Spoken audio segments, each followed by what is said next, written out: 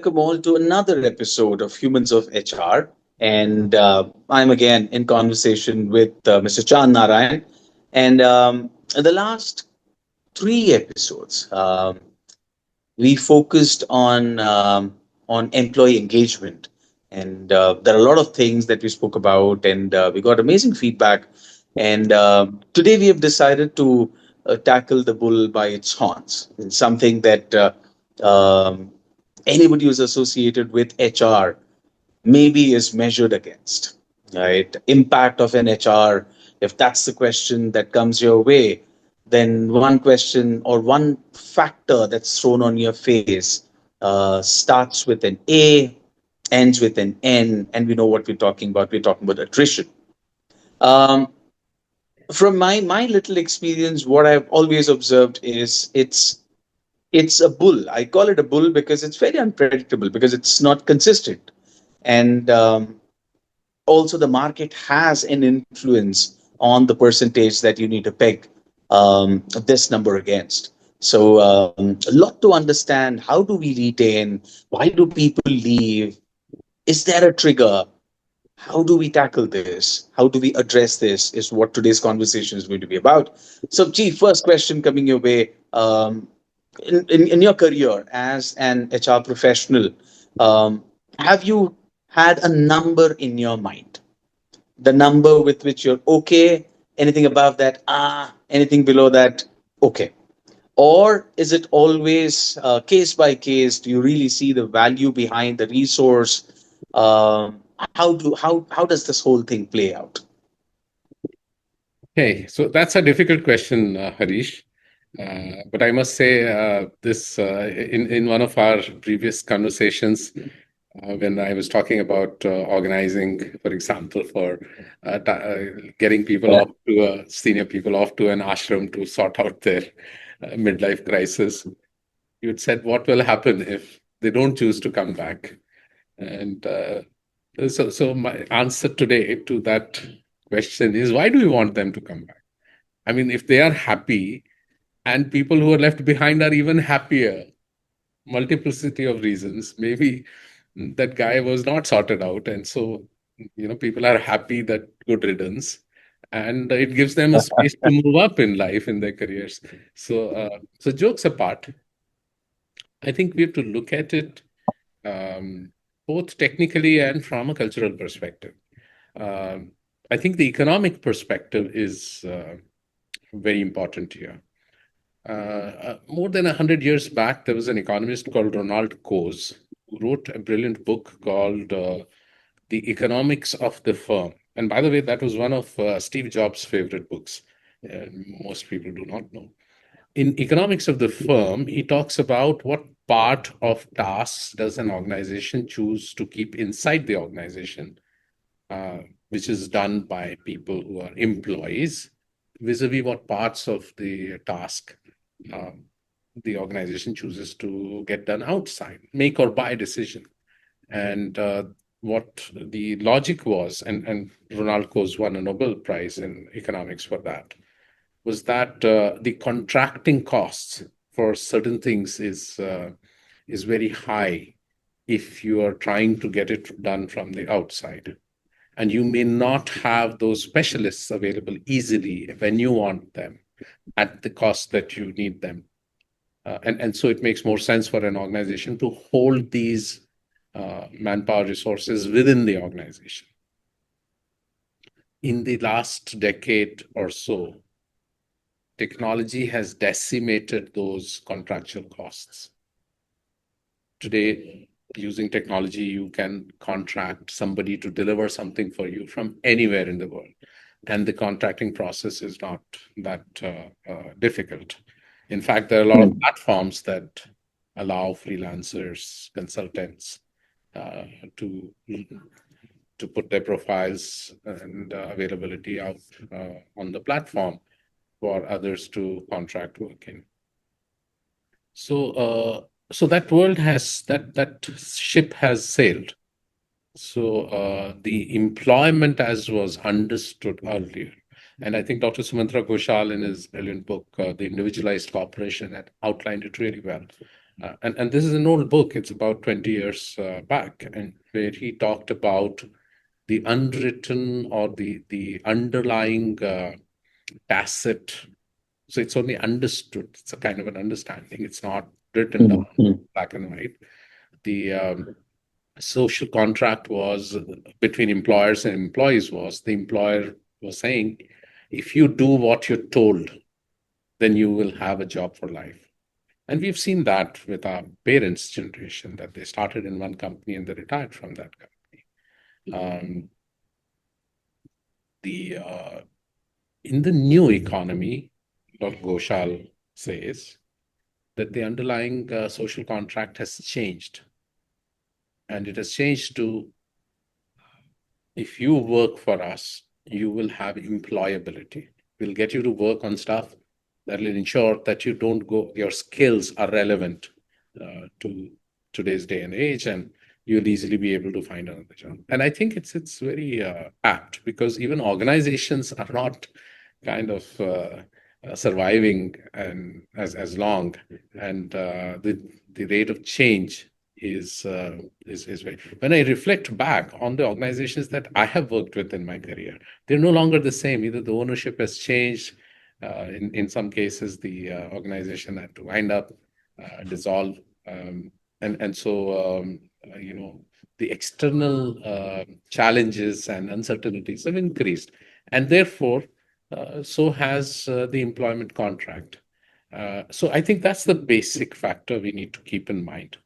Now, from a perspective of what is the ideal attrition, but if there is an ideal attrition percentage, I think, as you rightly pointed out, there is a context to it. For example, if you are an R&D organization and you're working on long-term projects, or on things that take a lot of time before you're able to bring it to market, you don't want to have any attrition.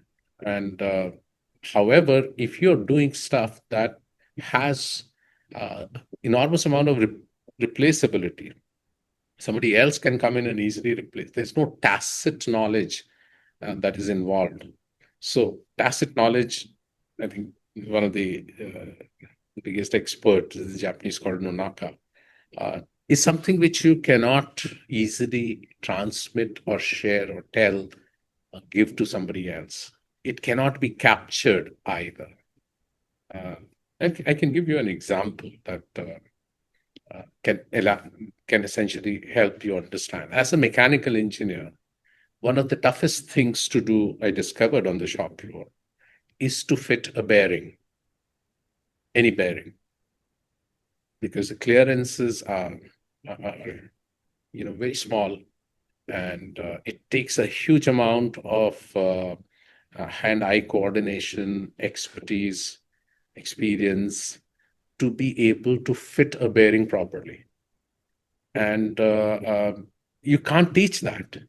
The person has to observe somebody who has mastery on it doing it, and then try it out, and then by feel of it and by the sheer experience of having done that, uh, and building a process for that, you can't capture that process. You can basically give some guidelines saying that these are some of the better ways by which you'll be able to do that right, but doing it is a task, and it can be a very expensive task if it goes wrong, because you have to discard the bearing, you have to discard the casing, or you have to rework them and then do an oversize, both of which are problematic. And so there are, and I'm giving only one example like that.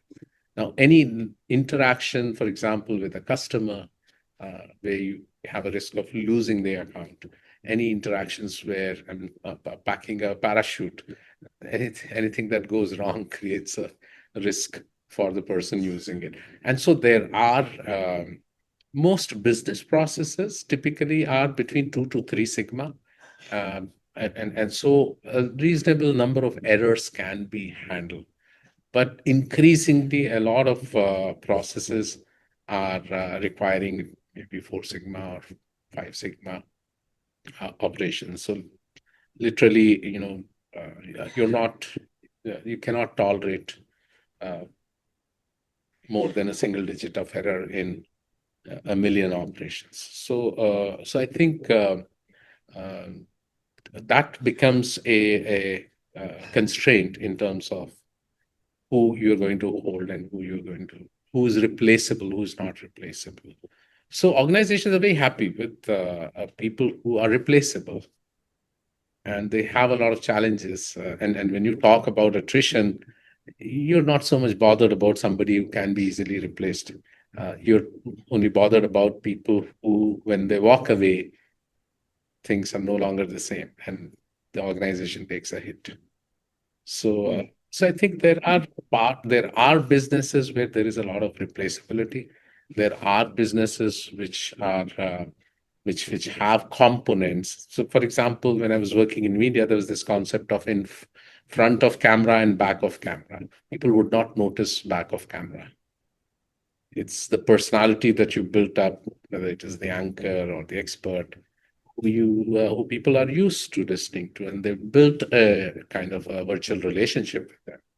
And if they move away to a different organization, a different television channel, a large part of their audience would tend to move away, and so that's an economic hit to the organization as well. And so you would be very bothered about somebody like that. You would want to build in a lot of like to ring fence that person so that nobody else can poach them away. So back to you. I think there's no ideal one. Every Hmm. industry has a certain a level of um, attrition. So you can look at it as in terms of what is the average level of attrition for this business in this geography. And is my organization above it, below it, significantly above it, significantly below it? Those could be parameters that can be relevant. Hmm. Hmm. Okay, so what I hear, I mean, you're very clearly calling it out that earlier it was employment. Now we are focusing more towards employability. Yeah, That's a clear shift. And second, as you rightly said, I mean, there is no standard numbers that we should be looking at, and there are multiple factors that play in. Now, I remember we had this conversation on how the assembly line uh, surely created a process where you don't need a bunch of people where everybody knows how to build a car. You just need different set of people who know different skill sets, and they know one single thing, and then you can train others to do that one single job, so you're able to manage the attrition levels well. But very interestingly, I also remember a conversation that we had. I'm not taking names, but one business leader was saying that people stay for way too long in my organization. Um, my organization will be a lot more effective had some people left after a certain period of time. Now, that's a very interesting way of looking at it, and that is a market reality. There is a business angle associated to it. So, can you throw some light on that? for sure. So let me give you one example which most large organizations will face. Um, so every large organization today has an IT backbone. And to be able to service the IT needs of the organization, the internal IT needs of the organization, you have an IT team. Now, this team is more on maintenance mode. And so there is not too much that they get to learn. I mean, how many upgrades will you be doing? And, you know, troubleshooting the very specific things which are pertinent to your organization's IT infrastructure. And so, for an IT professional who's gotten into this role where IT is not the key uh, business component, it's a supporting element. You don't have a career trajectory. There's going to be only one chief information or chief technology officer in the company, and they're going to stay, and they're not going away in a hurry. And so what happens to the team below? They don't have a career path unless the industry, that kind of experience is required in more and more organizations. Then you can move from one organization to another at a higher level, etc. So, but an organization itself cannot give them a career trajectory. Uh, unless the organization itself is again growing, increasing in its footprint, and so they need a CTO for a different location, and so on and so forth. So those are difficult, roles to provide progression in, and therefore, as a natural consequences, a large number of these people over a period of time will leave. Uh, all the second part that I find is, and this is interesting, is that there are certain roles which are extremely toxic, and there is an enormous amount of turnover there. Mm.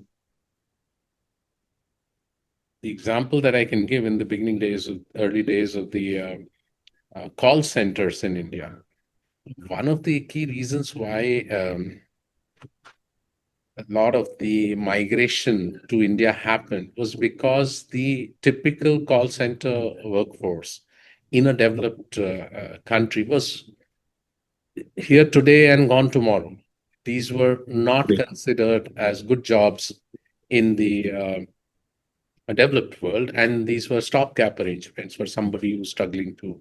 And also the economic feasibility of running a center there Yeah. was fairly low. Yeah, true. I mean, all of these factors were there, but purely from an employment perspective. Whereas in India, these were jobs that paid well. You were sitting in an air-conditioned office. You were using computers and IT equipment, and you were given great training, and your environment was fantastic as compared to what were the alternatives outside of it.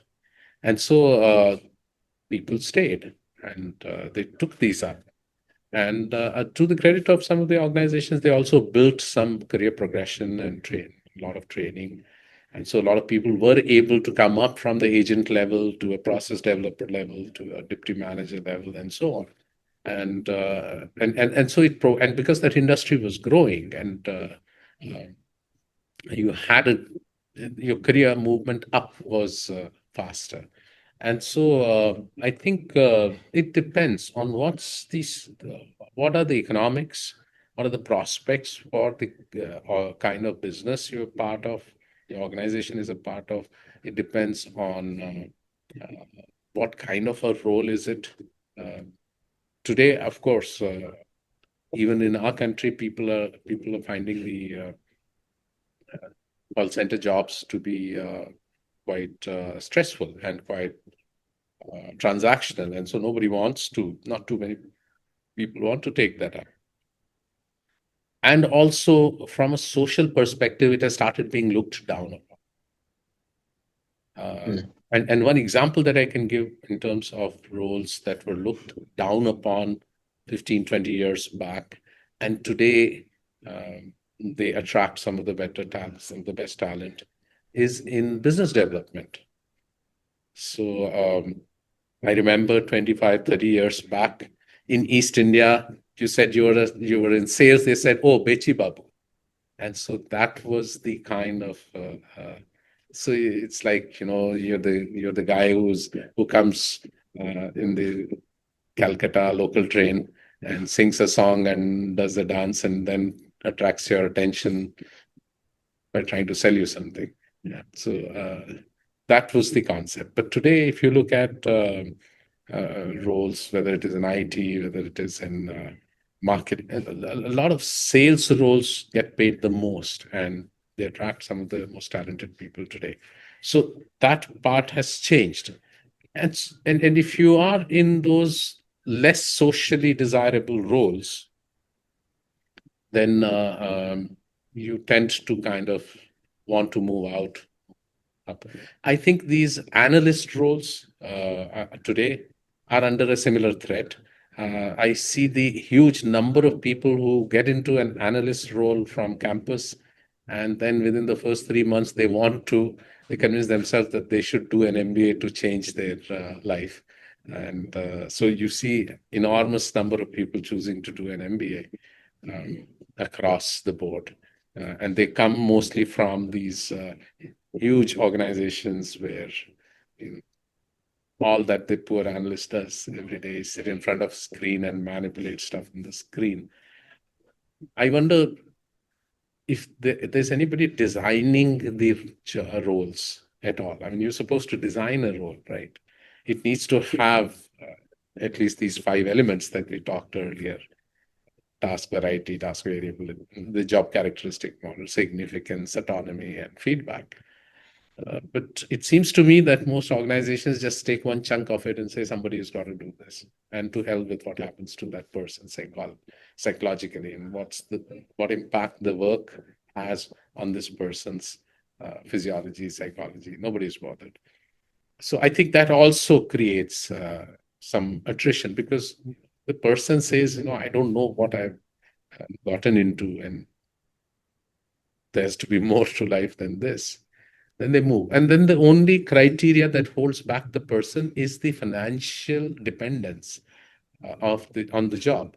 If they can't make their household run without the job, they will stick around till the time either they gain some financial independence to be able to do an MBA and then shift their line of work, or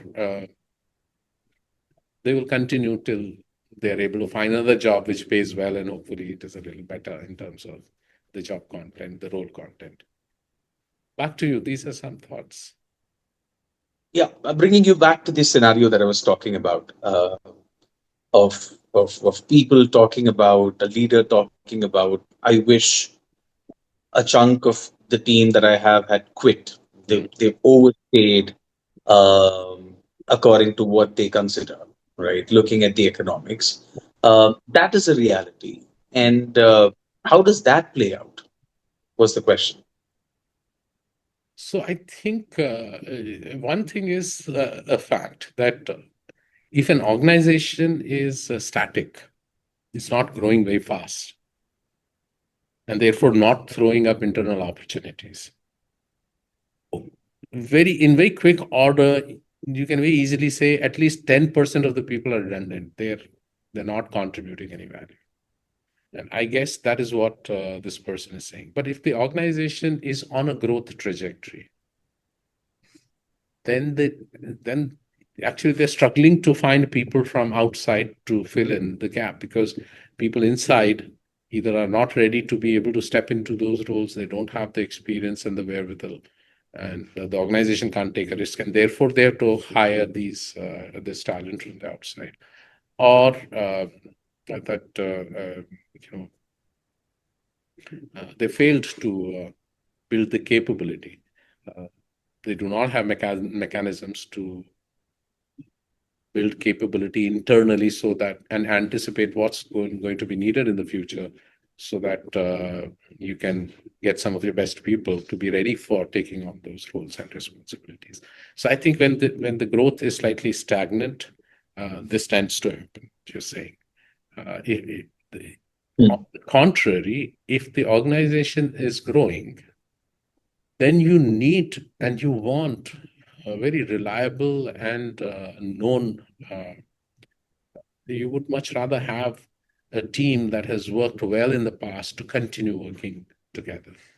You wouldn't want to lose even a single one of them, especially at the senior levels, because at the senior levels, my experience is that personal chemistry is more important than sheer competence. Some Mm, people are more competent or less competent, but do they get along with all the other people, and are they able to influence, get a buy-in, collaborate effectively with the others on the team? And more true at the senior most levels than anywhere else.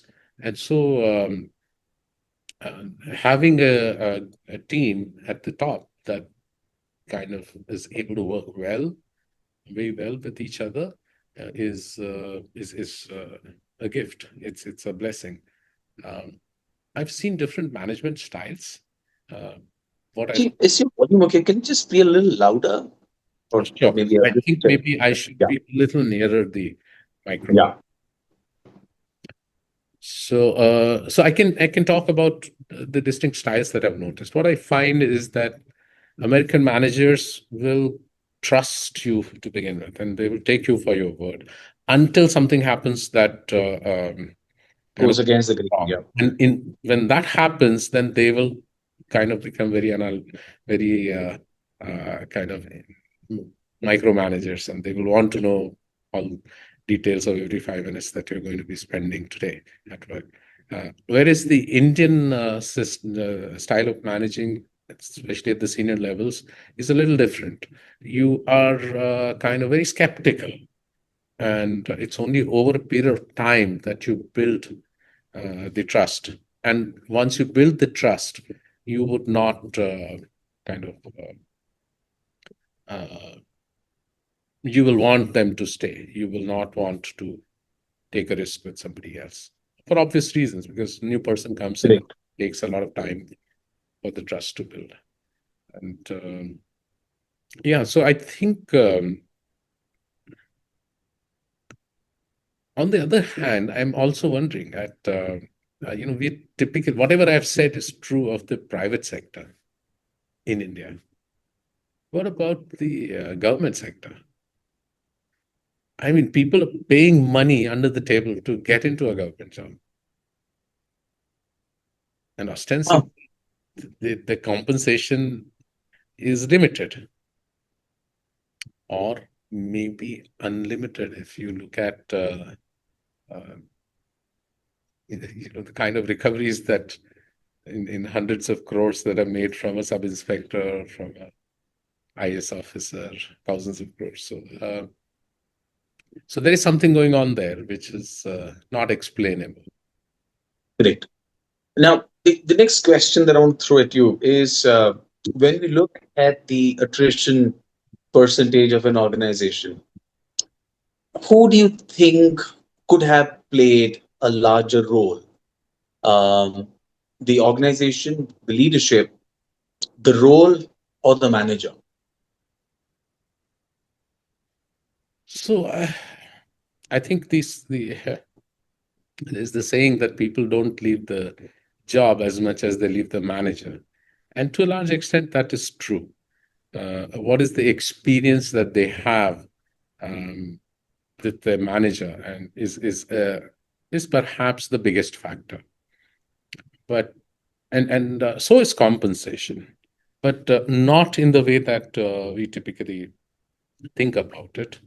And so I had a chance to.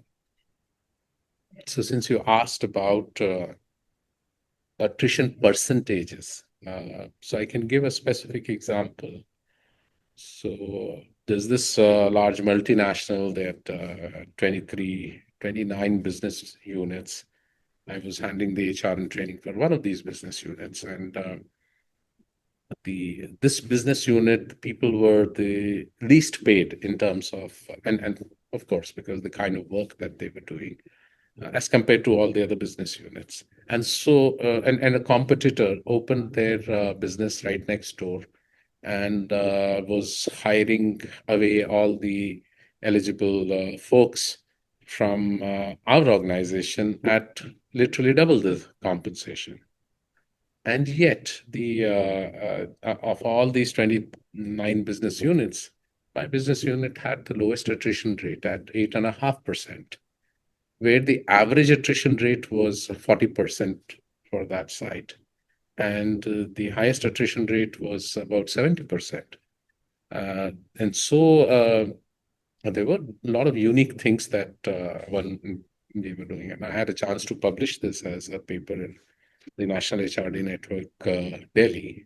They came out with a publication, Perform or Perish, I think sometime in 2003 or 2004, I'm not sure. But one of the parameters, so when I looked at attrition, what I found was the top reason was the relationship with the reporting manager. If there was no trust, there was no psychological safety with the reporting manager, the team member would leave. It was only a question of time. The second parameter, interestingly, was compensation, but not absolute compensation. It was performance rank vis-a-vis compensation rank in the team. So if you Hmm. part of 10-member team and you were getting paid the least, however, you were the top performer or the second highest performer, third highest performer, and some of these metrics were known to everybody, you would think that that is very fair, unfair. that while I am contributing the most value, I'm getting paid the least. And that could happen for a variety of reasons, because other people might be more senior, so they've gotten a couple of increments, etc. And so one of the ways to rejig this is to kind of do a monthly performance-based component of pay that equalizes this. So if I was ranked number one in terms of my performance in a team of 10, and I was getting paid at number two or number three in the salary rank, then I could probably still live with it.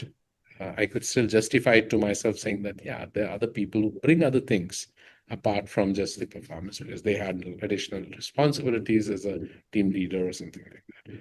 But if it is too, the gap is too much, or the difference between my performance rank and salary rank is very high, internally I'm not being treated fairly, and so that can be a trigger for this person to look at.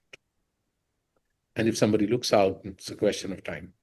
Uh, the third thing was what I found was the uh, cultural overall fit in the team. Am I enjoying being part of the team? Do I feel like an insider or do I feel like an outsider? Uh, do I, if the team is speaking, the entire team is speaking in Telugu and I don't understand Telugu, uh, either I have to learn Telugu, some people do, or I kind of feel left out. It could happen with food as well. People share food, and then there are cultural practices that can be may or may not work for somebody. So the overall fit in the team is another factor that I thought that I saw kind of played a big part in this. So I'll stop here. There were some 10, 12 factors. Maybe we can link that paper in Yeah. the. So the first three you said, first obviously is the relationship with the reporting manager, um, because I believe the reporting manager practically becomes the lens through which you look at the organization. I mean, the organization might be doing something wonderful, but if your reporting manager puts on a red lens onto you, it surely looks red, because that's the microcosm, that's the immediate environment that you're a part of. And the second one, you said compensation, but compensation vis-a-vis the performance, Yeah. right? And as a manager, okay, now, I mean, I understand there are multiple factors, so we will surely cover that in the later episodes. But today, what I want you to also talk about is, as a manager, um, is there a certain drill, a framework, or an exercise that I need to consistently run my teammates through to make sure that the performance and the compensation is balanced at some point in time? Because this can't be a yearly exercise, once a year exercise, because Okay. by then, many times the damage is already done. Right? People already have a foot outside the organization, and then you're catching up. So, is there a framework? Is there something that managers could do consistently to maintain this balance? Oh, absolutely. So that's exactly what I share in that paper. So let me quickly give you the brief outline of that. I set aside 15% of the wage bill, the as incentives, performance-based incentives, and it's a reducing balance. At the beginning of the financial year, I have the entire amount, and for the month, based on volume and quality, whatever work you do, the two basic parameters, volume and quality. And I say whatever is above the baseline volume from the previous period, whatever is the baseline quality from the previous period. Anybody who's performing above it is eligible to get a performance-based incentive. Mm. So what I'm Mm. saying, therefore, is that let's say this is the month of November, and previous year in November, if these were my parameters, typically November next year, they're likely to be similar. I can also use it if the volume of the work is consistent across. I can use the previous month or the previous years or the rolling years average. So there is some parameter that I, That's the baseline.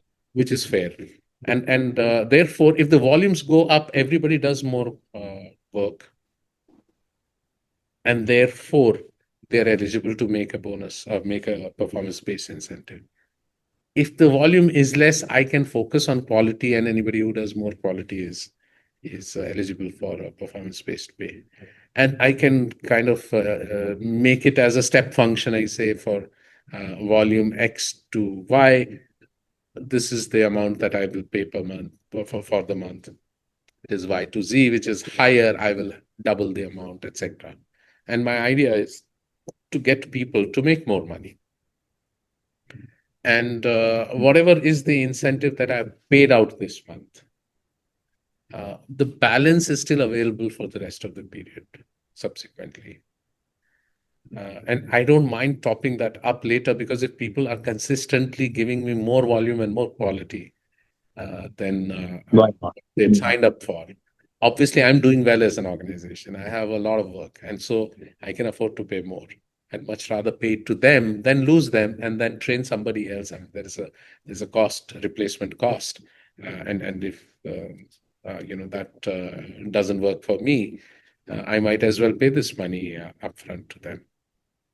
And so, from a compensation perspective, it is always possible to balance the you know performance rank versus salary position, because the person who's performing well now is going to earn the top slot, and if that and that top slot can be as much as their actual monthly compensation.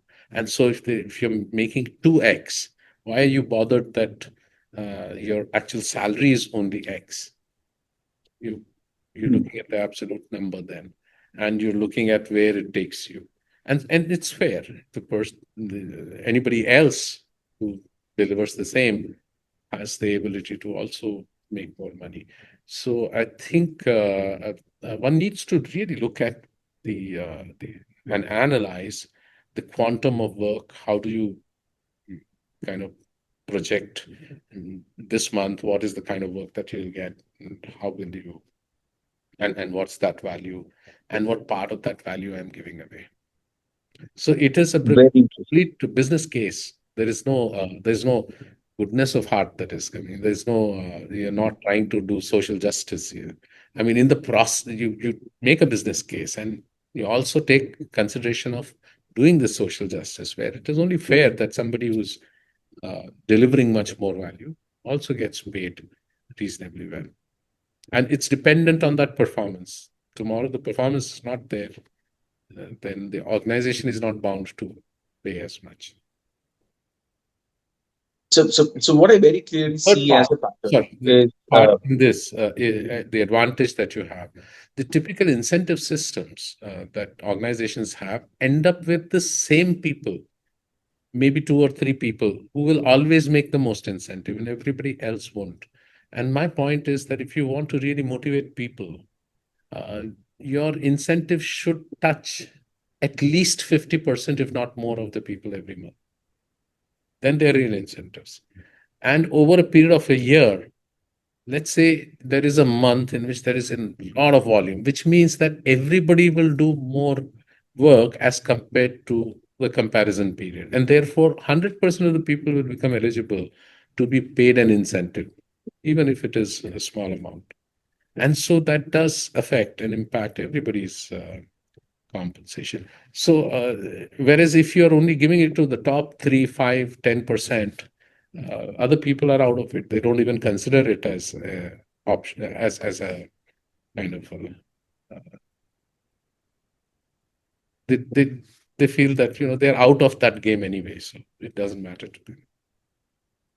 okay. Sorry, back So to you. so what I see as a pattern is managers need to understand and leverage compensation as a tool That's right. uh, to drive results and increase retention and obviously uh, and that's one way, that's the most effective way of tackling attrition, is what we see. Yeah. And the last part I would like to, again, from a business case perspective, when you lose a person, you're typically looking at between 1 to 2 months minimum for being able to backfill this role, Correct. especially if That's the it's best case junior scenario. level. And we're not even talking about the training that you will have to give this Hmm. person to get them on board. But let's assume it takes 2 months for you, one, to get a person on board, to train that person, so that from the third month onwards, the person can start delivering. Now, if you consider that your cost, uh, wage cost, that would have been 8.33% for a month, if you from a CTC perspective. Now, in 2 months, you've already lost 16.6 or 16.7% of that wage. So why are you not instead putting a performance-based incentive of 15% of the wage bill so that you retain everybody? You can sort out this issue. Yeah, you cannot pay more than the intrinsic value of uh, the work, as we have talked in a previous, the value that a person is adding. Let's say that's 100 rupees. I can't pay that person 101 rupees. That's not sustainable. Uh, so you typically pay, in a consulting firm, for example, the average wage bill is about 35%. So of every 100 rupees of value created by somebody, you're paying them, let's say, 30 rupees. Why can't you pay 31 rupees, 35 rupees? That is just 5% more. And if that is solving your problem, but it needs to be linked to your business case, is what I'm saying. Back to you. Hmm. Hmm. So, I mean, so in this episode, I think one big takeaway for all humans of HR is to very clearly establish the link between every resource within the organization and the business economics. Hmm. Because everybody in the organization is because of the business, is for the business. So unless and until we are able to link those, I don't see we'll be able to find a solution to this whole raging bull that we refer to as attrition.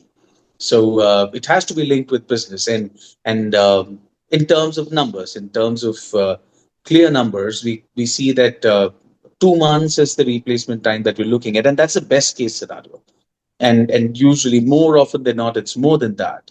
So you anyways are putting over 60, between anything between 16 to 17% on stake.